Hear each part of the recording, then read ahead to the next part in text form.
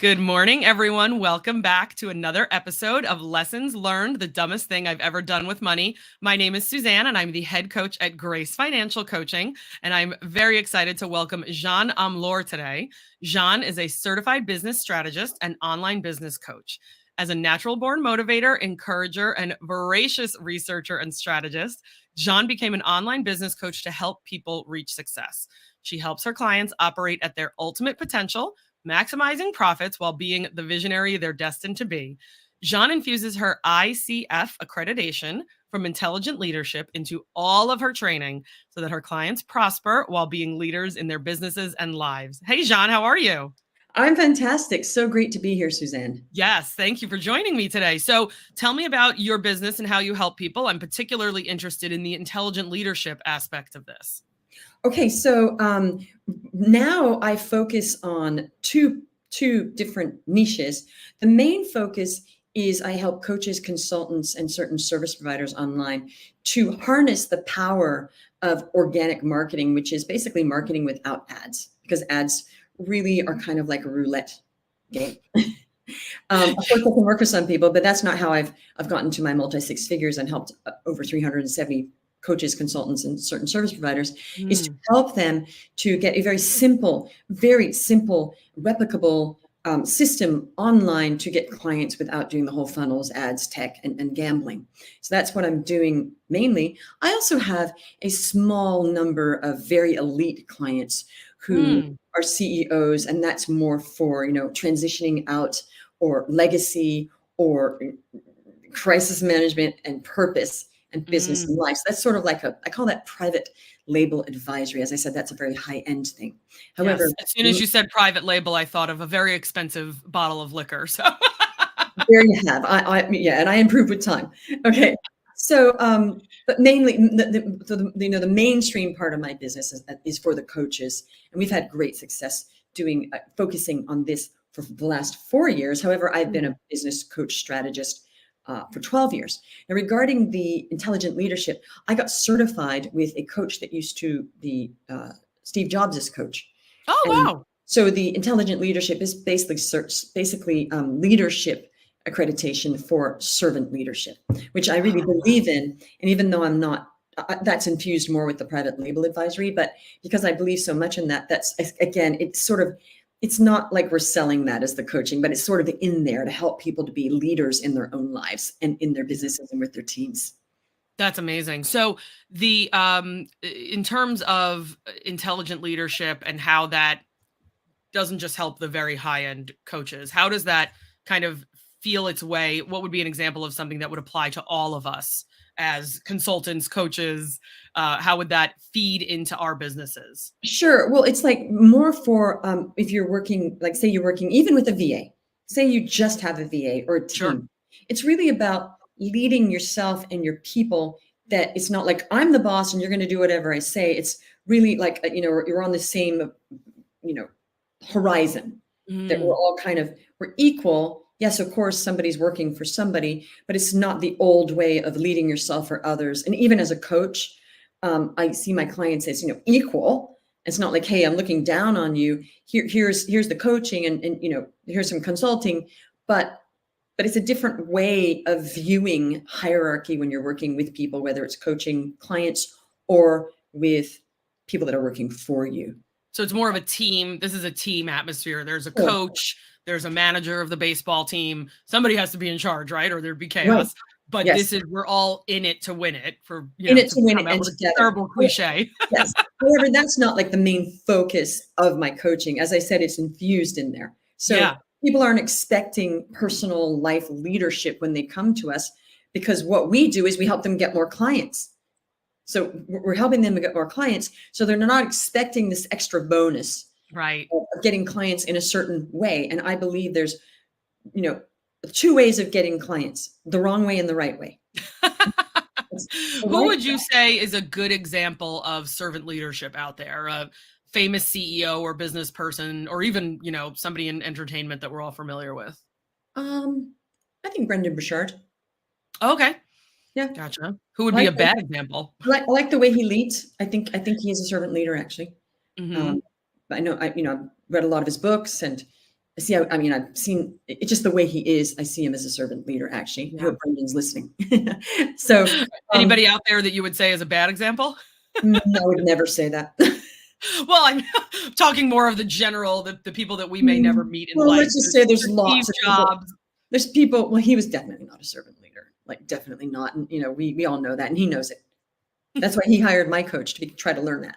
There you You know, go. Absolutely. no, We he all need knows that. coaching. He was very open about he was not the best leader and the best. He knew that. He said, Mhm. that was not his thing. And he tried to get, I mean, I do think he really did try to, and I think he did. I think people do try and they do their best. And I think he really tried to develop this. I truly believe that. Because he saw the disasters that were created, just from his bad management and leadership. I mean, we all know he was not the greatest leader. Yeah. But anyway, the focus of my coaching though is not on the leadership part. Like Right. I'm just saying it's like that is more for the high end people. So people coming in that are coaches, as they're not getting leadership coaching. It's just kind of tucked in there. The medicine is in the meat. So they're getting the meat, all the wonderful how to get clients online and do that well. And as I said, there's a wrong way and a right way to get clients. Right. Okay? So you mentioned organic marketing. Tell Yes. us a little bit more about that. So organic marketing really is you're using your content and you're dialing in your message so that when people see you, and like say you're on LinkedIn, okay, they should be able to look at your profile and know exactly what you do, and they should know whether that's for them or not right away. Because getting that message dialed in, you're basic. It's a part of an organic funnel, and I'm not talking about funnels like creating funnels and ads. That part, people miss that first part where people need to know exactly, like it's like a website. Websites, you need to know what somebody does in 3 seconds. The profile is a website. People don't know that, but it's a bunch of little websites. Right. Literally, your personal profile on LinkedIn is a mini website. And there's, hundreds of thousands of those. And oh man, how many people are on LinkedIn now? Millions? I don't know now. It's got to be at Millions? least. Okay. Yeah. That's basically, can you imagine, the power to run those millions of websites? But literally people, what they aren't understanding is that is actually a bunch of little websites technically. Okay. So you should be using your website so that people know. So that's the first thing is the messaging. Okay. All of that has to be dialed in. And then there's content, and we help with dialing in the content. So you're warming them, and it's attraction marketing too. And then there's being able, and this is where people really need training, I've found out, is communication. Just people need to learn how to communicate in every different box. So all of this is just another box of communication, the same way as if you're like an in-person networking event. You have to learn how to talk to those people to get them interested enough in your business that they say, oh, can I have your card? Sure, you give them the card. And people do this really badly also in person, because I used to coach on that. They're just, turn up and go, here's my card, and they're passing the cards out. I'm like, oh, that's never going to work. So right. Yeah, right. There's no lead in to the conversation that somebody asks you for their card. Mm-hmm. You shouldn't say, here's my card, and splatter it all over the place. And the same thing is happening online. If people are not trained how to have that conversation, because there's always different counterparts of where these boxes are. So it's really about dialing in the messaging of what you do so you're attracting your ideal client. And people usually need help with that. It's very hard to see ourselves. It's very hard. People struggle so much. And when we coach them, they're like, wow, you just spent 20 minutes and you dialed that in. And I've been spending 4 years trying to figure that out. I literally had someone say, I had a younger, we'll call him less experienced coach. he was the same age as me. Just the other day called me and said, I'm really struggling with X. And he goes, these are the people I want to serve. Right. And I said, after literally, like you said, after 20 minutes on the phone, I said something, and he just looked at me and goes, wait, you just summed up my entire problem in one sentence. How did you do that? But it's having that objective third party. It's having somebody else come in and be able to take a step back, someone who's not you, and say, hey, here's what I'm seeing. Here's what this sounds like when you're saying it. This is how people are receiving your message. Let's tweak it so that it sounds differently coming from you the next time. Right. And I don't think that's even what you coach on. I think you were just helping him out, right? Yeah, I was just literally helping him. There you go. But good job. Well done. Thank you. Well, and going back to what you said about the LinkedIn profile, I want maybe like 2 years ago is the last time I looked up this statistic, but I'm pretty sure the average resume is given 7 seconds by the person reviewing it. Mhm. So if a paper resume, or let's be honest, that resume has probably been uploaded to some sort of, software now. Mhm. If the average person who's looking to hire you Mhm. is going to spend 7 seconds, Mhm. how much time is someone who doesn't know that they're looking to hire you? 3 seconds? It's Are they 3. going to give you It's 4 seconds on maximum LinkedIn? maximum That's 3. it. Maximum 3. Three. If they don't see something that's like, "Yes, I need your help," in 3 Wow. seconds, you're done. So they need help. So people need help with that. Of course, that's not all we do. That's the very beginning. And the other thing, people are very unclear on what they're offering and how much it costs and how to position that and how to even offer that. So if you don't have clear messaging, you're not really sure like what you're offering and what the prices are and how to position that on a sales call, it's very hard to sell. So you could be the best coach in the world, but of course, a lot of great coaches are not good at selling because Right. they're life coaches or they're financial coaches or their relationship or business. That doesn't mean, well, the business coaches should be good at selling, but some of them are not. But Sure. there's a lot of coaches that are just like, they're life coaches. So, I could understand why they would not be good at selling because they have to learn the business side then. Right, So, right. They've gone through whatever yes, certifications. We're always learning. We're always on training calls. We're always increasing our knowledge about our actual business, but how much time and money are we spending on the stuff that we still need to know about? right. But what I'm saying is agreed. What I'm saying is what they're good at is life coaching. They're not saying they're good at the marketing, but they have to Right. learn that, even though it's unrelated to what they're helping people with, Right.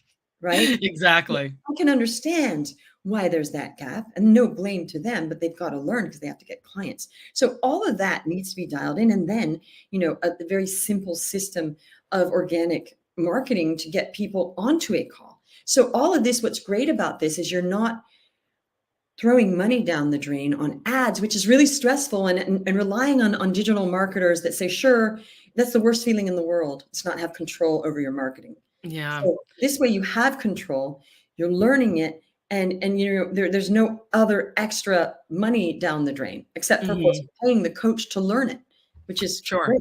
Yeah. Right. Yeah, and ads are, in terms of I remember going to a very specific marketing presentation and somebody was in the audience asking pretty much when you have a 3-year-old who keeps saying why, Yes. why, why, that's what this person was doing to the poor person who was presenting. And Mhm. basically what they were trying to say is, why will you not tell me the best way to create an ad? And Right. finally the presenter just said, the algorithm changes daily. Right. Literally what I said to you 30 minutes ago could Mhm. be completely different in the next 25 minutes. So if I Right. tell you to create an ad that looks like this and spend Mhm. $7,000 on it, it Mhm. might not work tomorrow. He actually admitted Right. that. Very few of them actually admit it because if they admitted that, they have businesses to run. Yeah. And so they can't say, "Oh, no," they can't be that upfront because then nobody would hire them. Right. But he was so, it was two of them, he and she, but he was so honest. He said, I Mm, can't answer that question. I can't dial down as deep as you want me to dial down because it constantly there changes. there So you have the it. organic marketing makes a lot more sense when you realize Yes. you don't have control over Facebook's algorithm. You don't have control over Okay. Instagram's algorithm tomorrow. But you do have control over who you reach out personally and who you're figuring out you wanna speak with. Full Yeah, that's control. great. I Yeah, love it. yeah. Well, Jeanne, I created this show to help people realize we all make financial mistakes. Hopefully, they haven't spent too much on Facebook ads.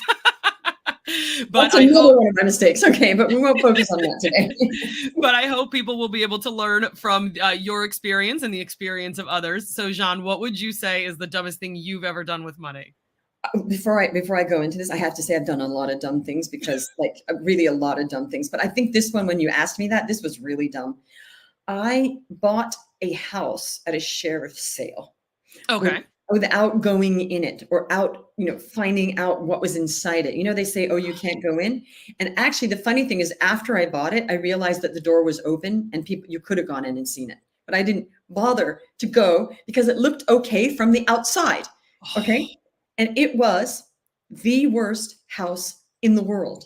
The worst house. It was so bad. I can't even explain how bad this house was. It was, first of all, moldy. The kitchen has sagging floors with like bits of linoleum here and there. It looked like the cabins in the woods that, just and mold everywhere and like everything was awful. There were pieces of ceiling coming down, just really old, like an old haunted house. Okay. Oh my And I gosh. bought it and I thought, oh my goodness, what did I just do? Okay. Very stressful. It was before I had gotten myself online. So I was not making a lot of money then. I Okay. was doing offline coaching and it wasn't really a big market where I lived for that. And I thought, well, I'm just going to buy a house and flip it. And, it was really dumb, just really dumb. But, you do things sometimes when you think, oh, this is just going to work out. And that is when you should not do things. You should do things. Now you have to do some due diligence. I didn't do enough. And I thought, oh, this is going to work. It's, blah, blah, blah.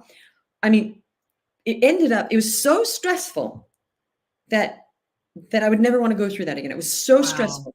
So stressful. I was having anxiety attacks because I had, in those days, I mean, I've come from nowhere. I don't know if you know this. I was a broke single mom 4 years ago, and I made $1 million in 17 months with my system online Oh of my organic. gosh. I'm almost at 3 million. This is before then. So I Right. was making almost no money, and I was in deep debt, and I managed to scrape together I had 25K I'd held back from all the debt paying just to keep a reserve, but I had deep debt. And I took out, it was a 51K house. So I took 26K in credit debt to Okay. buy a house. To So I was buy it. in more debt. I'm sure that you would not coach your clients on doing this if you're No. no. So it But was to just go, so to take a step back, so this was going to be this was not going to be someplace that you were planning on living. no. This was going to be someplace that you were going to Flip. purchase, invest, and flip and put right back on the market in Yes. 90 days, 120 days, whatever you thought Yeah, the work was going to take. sure. Because Wow.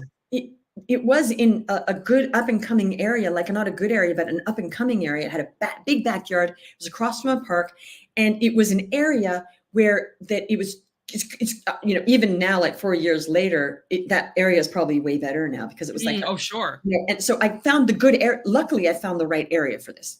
Luckily, it had a huge backyard. Luckily, it was right across from a kids park and like a big open field. Okay, so however, the house was so bad that to fix it up, it would have taken probably 120K to fix it up. Right. Okay? Right. So then you're looking. So there was no, maybe more. They said it's probably going to be 130. So now we're looking at 180. So by the time I sold it and everything, I was not going to even break even, but I'd have all that risk in it. And I thought I didn't have 100. I didn't have that money, and I couldn't get Sure. financing. Couldn't get financing because they wouldn't have given me that because I didn't have a lot of money.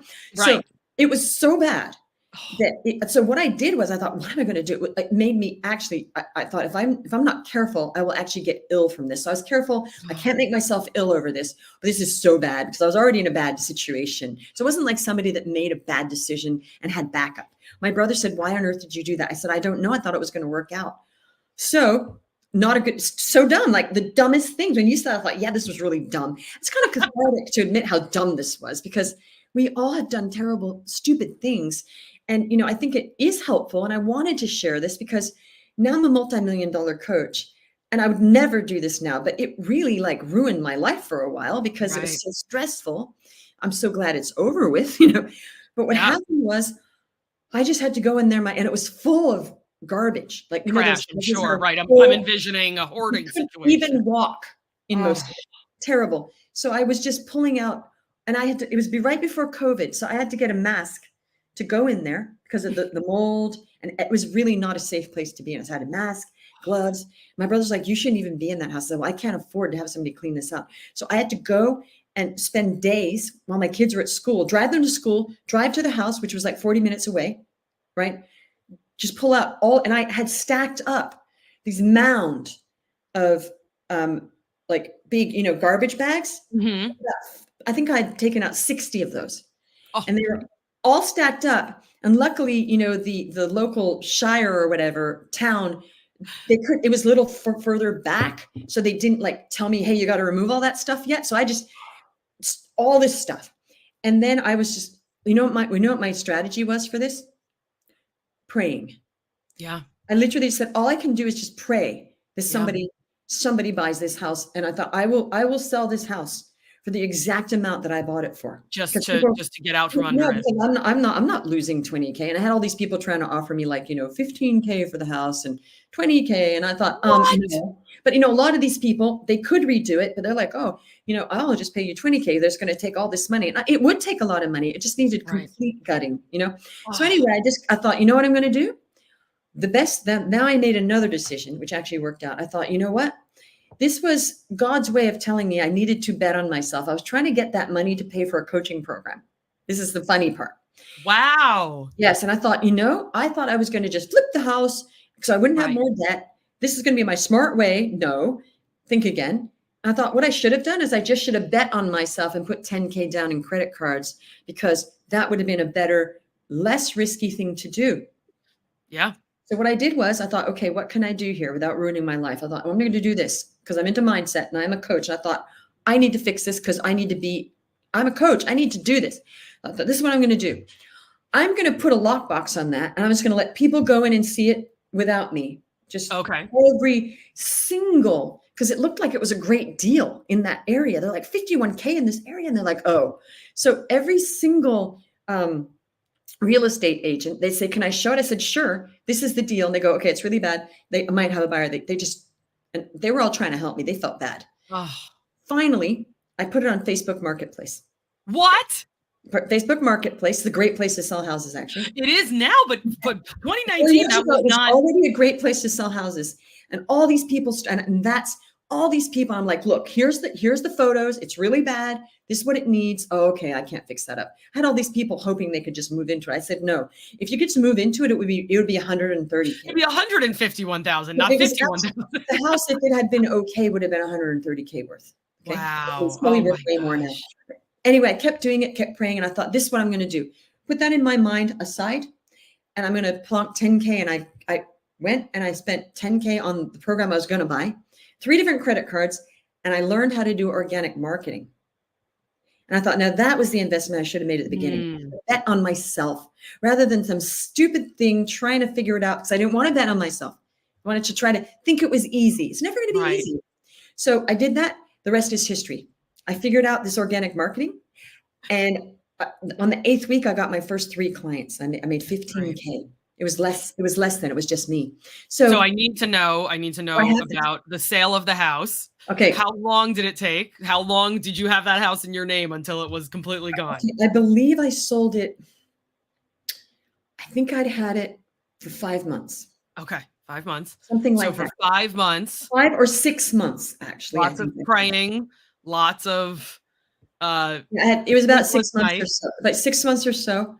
And because I had to get new insurance after. So it was a while. I was paying for insurance too. Oh, and basically somebody on Facebook said, hey, we fix houses up ourselves. And I said, it's really bad. She goes, that's okay. We fix houses up. It's what me and my husband do. So they could do it. And she goes, we're building our dream house in that same area. And this is the only house on the market in that area where we can fix it up and be close enough to oversee our dream house. Wow. Miracle. I thought, oh, thank you. God sent you. They bought it. The husband's complaining the whole way. Oh, it's not worth that much. And she goes, well, this is what she bought it for. And blah, blah, blah. And they could afford it. But out of goodwill, once they bought it, I turned around and I gave them $2,000 back to thank them for buying my house from me. Oh my gosh. That's amazing. amazing. They said, you're going to change. I said, yes, I'm so grateful. They said, you need, I said, no, that's okay.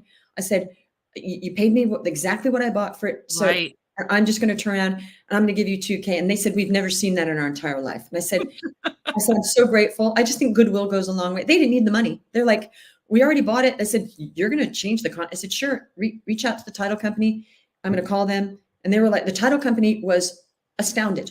They said, wait, you already sold the house and you are now going to give them 2K back? I said, yes. They said, okay, well, we have never seen that in our entire lives. Oh my gosh. Yeah, I think I was so grateful. I thought I needed to express that. Yeah. And maybe your listeners are thinking I'm crazy, but it wasn't crazy. And my brother actually said, he goes, I would have done the same thing. He goes, I know what you're feeling. And I just felt good to just say, here's $2,000 for taking this house off my hands because it was so stressful. Right. And they were like, well, okay. Because they said, well, it really wasn't a deal. I said, I know it wasn't a deal for me either. And they completely gutted it. But they could afford it. They had teams. Right. They didn't make any money, but they were going to live there anyway. So it wasn't a flip anyway. Later on, they were going to rent it out. So they didn't They didn't lose money, but it wasn't like a great investment, Right. It's not going to be one of their ultimate money makers, but it got them, right. It got them close enough to where they needed to be geographically. So they were fine and they did not lose money on it. So we're all good. Yeah. Right. But now, if you could go back, Jeanne, let's say, I'd be curious to know who told you real estate was the answer. Well, I've been wanting to get, and actually now I am in real estate. The funny thing is now I did the right thing and bought my first duplex, but did full due diligence on it. Okay. Right. But I didn't have those connections then. I've been wanting to buy real estate for many years. Mm-hmm. So, but I thought, well, okay, I don't know the leads. And I saw the sheriff's, and the sign should have been when I went to the sheriff's office when nobody else bid on it. Because those people knew what they were doing. I thought, wait a minute, how come I got the house? Right. But you've already bid and you can't take it back. And nobody else bid. They're thinking, no, we're not going to buy that house. I thought, oh, this is not good. So it was very scary, especially because of something like that happening now would not be as scary because I have a buffer. It'd just be a dumb thing and it wouldn't be great, but to lose 50K now would not ruin my life.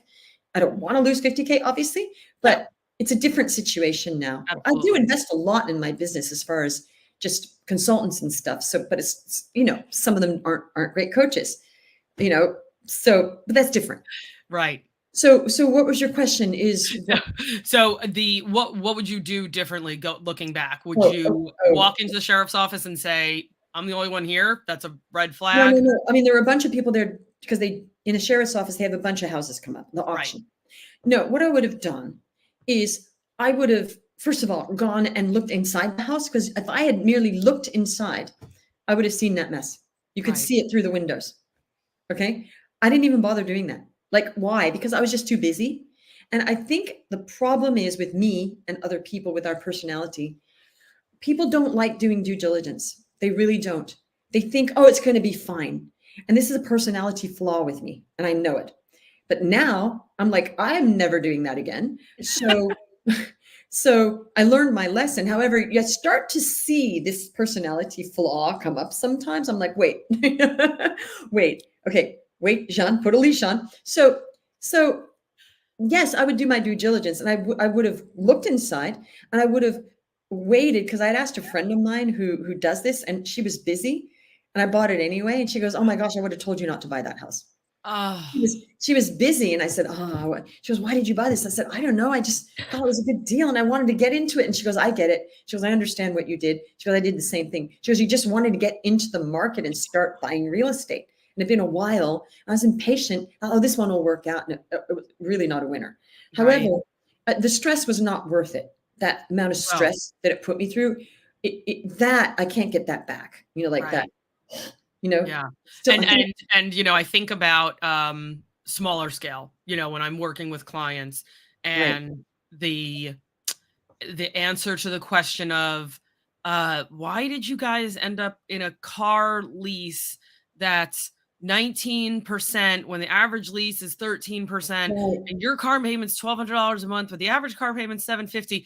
And a lot of the times the answer is, I was just too busy, and I thought it was going to be okay. I was too busy, and it's so busy. And I've lost money on crypto because I was too busy as well, right? To figure out exactly what you I should have sold. I should have sold, but I was busy. And I was like, oh my goodness, yes, I should have sold when I thought I was going to sell, and then it dropped more. That's another story. Yeah, we'll have to save that for another episode. But I really do think the bottom line is, if the answer is I'm just too busy, then that means you're too busy to invest your hard-earned money into it. Right, because look at the time I spent and the trauma that caused, because I was too busy, or I also thought I was going to miss the deal. And this is the other thing I learned. There are so many deals out there. Yes. There's not a shortage of deals. I just didn't know where to find them. And I hadn't dialed that in yet. Now I have people I can go to that I figured that out now. The more I spoke to people and the more I met people and got involved, now I have some good lead sources, for the leads. I didn't have that. And I really wanted, so it's really too impatient to wait for that to happen. Also, I really wanted to invest in this coaching coach. And I thought, well, I really shouldn't invest another 10, but I should have invested another 10. That was a good investment, even though I was in debt. So this is where people, I'm in debt, I'm not investing. That's not what I'm saying. because that was a good investment. If I had not done that investment, even though I was in debt, I would not be where I am right now. And then Right. COVID would have happened. I would have been in deep, deep debt because I was an offline coach before I figured this out before COVID. And the same brother said to me, wow, that's really good. You invested in that coaching and you got started because now COVID happened. And what if you had not done that? So Right. the same person weighed in on both and thought, I see what's going on here, and he's like, well, I said, yeah, right. So it's not about saying to people, oh, you're in debt, don't invest. That is not what I'm saying, because often if you are in debt and it's not, it's credit card debt and you have not gotten your business to where it is, investing more is the answer. I've saved a lot of coaches from just going into nothing and having no business, having to get a job because they did invest more, even though they had debt. Yeah. I think everybody's take on how much, it depends on if it's business debt or personal debt. Everybody has their own different feelings on that. But yes, if you had just done the $10,000 investment and put yourself $10,000 in debt, it would have been the $26,000 in debt. And I would have started sooner. Yeah, there you go. I think I wasted about 3 or 4 months and I thought, oh, forget it. I'm just going to do this anyway. Right. But I also lost, and this is another people don't talk about, you lose money when you don't invest as soon as you would. So for instance, if I had invested the 10K 4 months earlier, because I think it was about 4 months that I was like, what am I doing? I would have made that money sooner and had more money in before, right? So I was actually losing money. As long as I wasn't investing, I was losing money every month that I would have made because it did work. Because the program ended up working for you. Yes, you. like my program, if people sign up for me, I can see, okay, this person, don't know exactly, but I can see more or less, okay, I think this person's probably going to get probably this many. I don't know, but we do know it's going to work. So let's say that we're going to get 2 clients at 5K and they start now. Well, the sooner they start, the sooner they're going to get those first 2 clients at 5K and make 10K. They start in a year. Well, they've lost all the clients they would have made working with us until they actually do work with us. Until you start, right? Yes. Exactly. Yeah. You have to start. You got to start somewhere, right? Same with you. If people work with you and you're saving them money, yeah, they start 4 months from now, they've lost all the money you would have saved them in these 4 months of working with them. Yes. Right? I've heard that after people have worked with me for a year, they go, why didn't I do this sooner? Exactly. Because they know they've lost money and they're correct. Yes. Jeanne, thank you so much for joining me today. We really appreciate your honesty and sharing your financial blunders with us. All of Jeanne's contact information is in our show notes today, so please reach out to her. And I want to thank everybody for watching another episode of Lessons Learned, the dumbest thing I've ever done with money. Thanks again, Jeanne. So welcome.